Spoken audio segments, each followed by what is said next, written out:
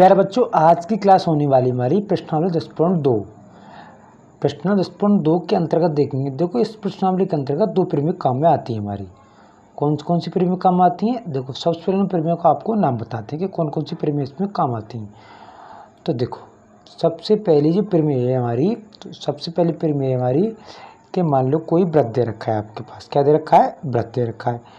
अब व्रत पर और त्रिज्या और स्पर्श रेखा देंगे। क्या देंगे आपको? त्रिज्या और स्पर्श रेखा। त्रिज्या और स्पर्श रेखा दी गई होंगी। अब आपको क्या देखना है कि जैसे मान लो ये कोई स्पर्श रेखा है। देखो, ये वाली स्पर्श रेखा यहाँ से, ये हो गई आपकी त्रिज्या यहाँ से। अब ये हो गया स्पर्श बिंदु, इसको मान लेते हैं हम P और इसको मान लेते हैं हम O।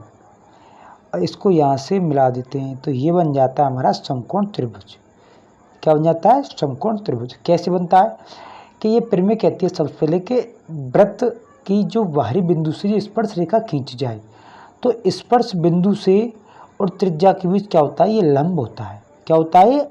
एक लंब होता है, 90 डिग्री का कोण होता है। तो जब 90 डिग्री कोण होगा तो ये वाली भुजा क्या कहलाएगी? हमारी कर्ण कहलाएगी। और ये वाली कहलाएगी हमारी आधार, और ये वाली कहलाएगी हमारी कर्ण। तो वह क्या होगा? इसमें पाइथागोरस प्रमेय हमारी काम में आ जाएगी। पाइथागोरस प्रमेय का मतलब होता है कर्ण का स्क्वायर होता है आधार का स्क्वायर प्लस लंब का स्क्वायर। ये होता है प्रमेय में। प्रमेय मतलब हमें सीरीज मतलब ध्यान में रखनी है कि त्रिज्या स्पर्श रेखा के स्पर्श बिंदु पर क्या होती है? लंब होती है। क्या होती है? लंब।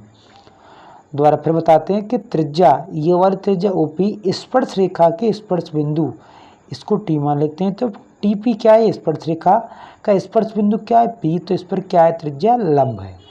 ये ज्ञात करनी तो हम कैसे लिख सकते हैं कि OP ये लंब है किस पर? TP पर।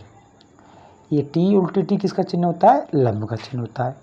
अब एक प्रमेय और है हमारे पास, उस प्रमेय का भी आपको ध्यान में रखना है। वो प्रमेय कैसी है? देखो, दूसरी वाली प्रमेय हमारी वो कैसी प्रमेय है उसको देखते हैं। देखो, इसमें आता है एक व्रत आता है। क्या आता है? व्रत आता है। अब व्रत आता है तो व्रत के अंतर्गत हमें एक बाहरी बिंदु लेना पड़ेगा। क्या लेना पड़ेगा? बाहरी बिंदु में लेना पड़ेगा। देखो, ये हमारा क्या एक व्रत है। अब ये व्रत होगा, इसमें क्या लेना पड़ेगा? हमें बाहरी एक बिंदु लेना पड़ेगा। बाहरी बिंदु लेना पड़ेगा। मान लो जैसे ये हमारा P एक बाहरी बिंदु है P। तो यहाँ से दो स्पर्श रेखा खींचनी पड़ेंगी इसकी। एक तो ये और एक वाली ये खींच दी हमने, एक ये स्पर्श रेखा खींच दी।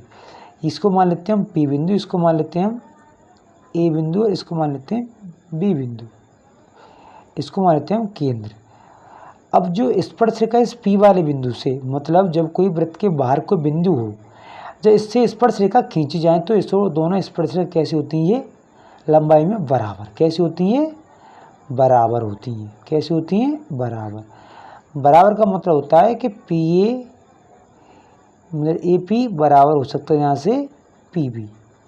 ये दोनों, ये जो दूरी दे रखी है त्रिज्या स्पर्श रेखा दे रखी है, कैसी होंगी? दोनों बराबर लंबाई की होंगी। ये प्रमेय कहती है हमारी। कौन सी? 10.2 प्रमेय के अंतर्गत ये हमारी प्रमेय आती है। वो कैसे आती है? दोबारा फिर देखते हैं कि जब किसी त्रिभुज के बाहरी बिंदु से वृत्त कर जब किसी वृत्त के बाहरी बिंदु पर वृत्त पर खींची गई स्पर्श रेखाओं की लंबाई कैसी होती है? बराबर। कैसी होती है? बराबर। तो बाहरी बिंदु क्या हमारा? P है। बाहरी बिंदु क्या हमारा? P। और यहाँ से स्पर्श रेखा कौन सी है? PA, और ये कौन सी है? PB। तो इन दोनों रेखाओं की लंबाई, ये दोनों स्पर्श रेखाओं की लंबाई कैसी होगी? बराबर होगी। प्रमेय 10.2 के अनुसार कि जब किसी त्रिभुज के बाह्य बिंदु से वृत्त पर खींची गई स्पर्श रेखाओं की लंबाई कैसी होती है? बराबर, इक्वल होती है। अब इसको सिद्ध भी कर सकते हैं। इसको सिद्ध कैसे करते हैं? इसको त्रिज्या मिलाते हैं। ये 90 डिग्री एंगल होगा और ये भी 90 डिग्री का एंगल होगा। इसको क्या कर देते हैं? इसको इससे मिला देते हैं।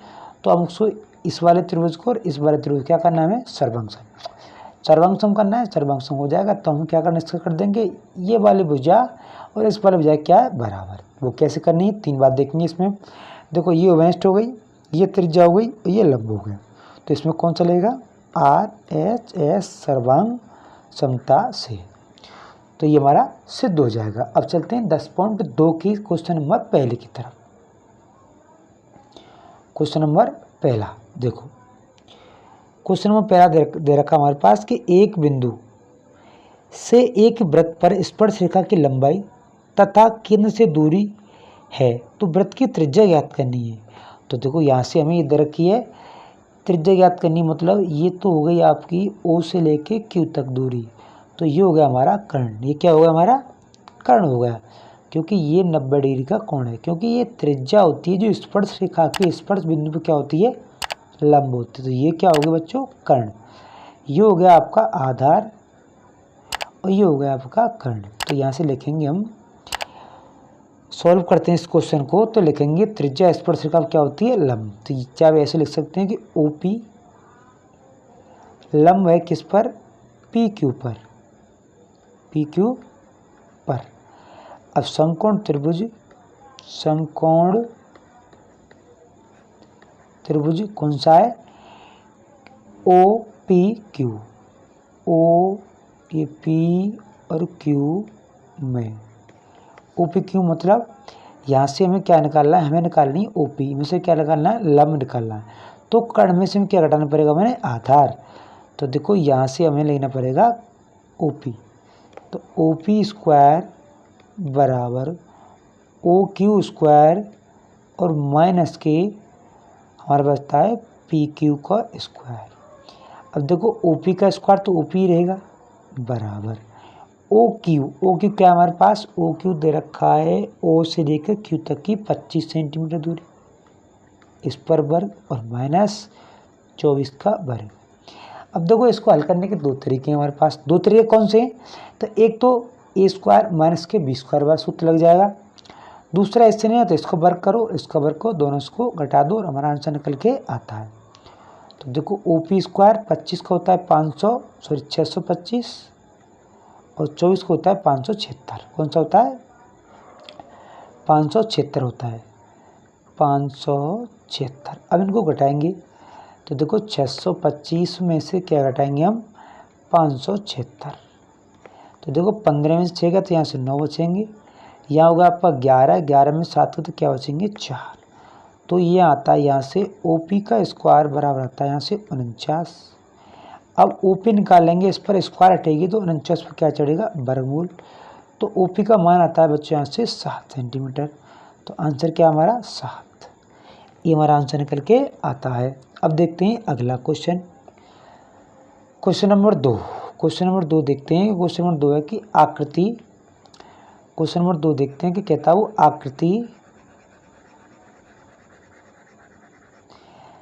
आकृति 10.11 में यदि TQ केंद्र O से O वाले किसी वृत्त पर दो स्पर्श रेखाएं, तो कोण POQ बराबर 110 हो, तो कोण PTQ बराबर है कौन सा, देखो PTQ ये वाला कोण हमें ज्ञात करना है। तो ये वाला कोण ज्ञात करना है तो हमें क्या करना पड़ेगा, सबसे पहले देखो तो हमें लिखने पड़ेगा त्रिज्या स्पर्श रेखा क्या होती है, लंब। तो यहाँ से लिखेंगे त्रिज्या स्पर्श रेखा पर क्या होती है, लंब होती है। क्या होती है, लंब होती है। त्रिज्या स्पर्श रेखा क्या होती है, लंब होती है। इसका मतलब ये हुआ कि हमारे यहाँ से OQ या OP लिखते हैं, OP लंब किस पर हुआ हमारा, PT पर, या ऐसे भी लिख सकते हैं इसको हम OQ लंब हो गया, OQ किस पर हो गया, TQ पर। अब देखो ये चतुर्भुज है, तो चतुर्भुज के चारों कोणों में कितना होता है, 360 डिग्री। क्या लिखेंगे, चतुर्भुज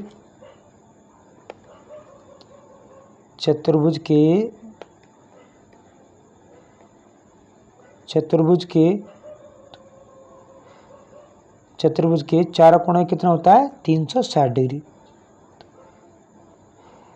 चतुर्भुज के चारों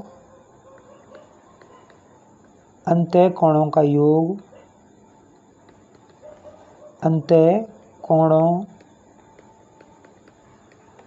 का योग 360 डिग्री होता है, 360 डिग्री होता है। अब देखो ये वाला 90, ये वाला 90, ये 90 और ये 90। अब देखते हैं यहाँ से, तो यहाँ से देखो 90 प्लस 110 प्लस 90 और प्लस ये कौन है आपका PTR, कौन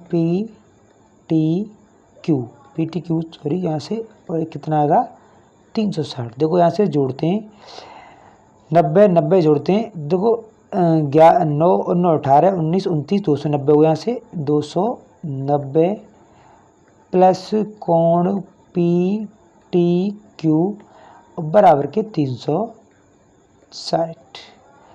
अब 360 हो गया। अब यहाँ से हमें क्या करना है, यहाँ से करना है हमें ट्रांसफ़र, तो कोण PTQ बराबर 360 में से क्या हटाना है हमें 290। तो आंसर क्या हुआ हमारा 70 डिग्री। क्या हुआ 70 डिग्री हमारा हुआ आंसर। अब देखते हैं अगला question, question number 3। Question number 3 कहता है हमसे कि यदि एक बिंदु P से O केंद्र वाले किसी वृत्त P और PB की दो स्पर्श रेखाएं परस्पर 80 डिग्री कोण पर झुकी हुई हैं, ये 80 डिग्री कोण पर झुकी हुई हैं, तो कोण ज्ञात करना है POA। देखो P ये रहा हमारा, O ये रहा हमारा, और A हो रहा है, ये हमारा ज्ञात करना है। इसका मतलब हमें ये कोण ज्ञात करना। वही विधि वही लेंगे, त्रिज्या स्पर्शरेखा क्या होती है लंब होती है। यहाँ से लिखेंगे त्रिज्या स्पर्शरेखा क्या होती है लंब होती है। तो यहाँ से लिखेंगे हम त्रिज्या, यहाँ से लिखेंगे त्रिज्या स्पर्शरेखा क्या होती है लंब। त्रिज्या स्पर्श रेखा के स्पर्श बिंदु पर लंब होती है। क्या होती है लंब होती है। अब लंब होती है तो ये हमें लिखना है, जैसे इसको लिख सकते हैं कि OB लंब है PB पर, OB लंब हो गई PB पर। अब देखो ये चतुर्भुज है, तो चतुर्भुज के चारों कोणों में कितना होगा 360 डिग्री। तो यहाँ से लिखेंगे कि चतुर्भुज के अंतः कोणों का योग कितना होता है 360 डिग्री। लिखेंगे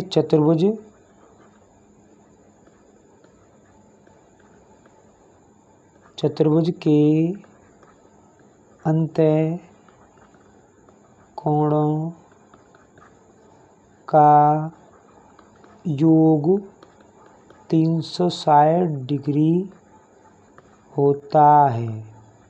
तो यहाँ से लिखेंगे, देखो ये वाला 90, कौन सा ये वाला 90, इसको हमें O ज्ञात करना है हमें, और ये 80, ये वाला 90। तो यहाँ से लिखेंगे 90 प्लस 80 प्लस 90 और प्लस हमारा कौन रहता है BO या AOB बराबर 360। अब देखो 9 और 9 18 और 8 हो गया आपके 26, तो 260 प्लस कोण AOB 360। इसका पक्षांतर करेंगे AOB का, यहाँ से मान निकालेंगे तो 360 में से क्या घटाएंगे हम 260। तो यहाँ से निकल के आता है हमारा 100। कितना आता है 100। कोण AOB बराबर आता है हमारा 100। हमें चाहिए इसका आधा। क्या चाहिए हमें का आधा। तो यहाँ से लिखेंगे कोण POA बराबर कोण AOB बटे 2। इसका मतलब होगा 100 बटे 2। तो 100 का भाग दे कितना है आंसर 50 डिग्री। यहाँ से आंसर निकल के आता है। तो प्यार बच्चों, आज का सेशन हमारा यहीं पर समाप्त होता है।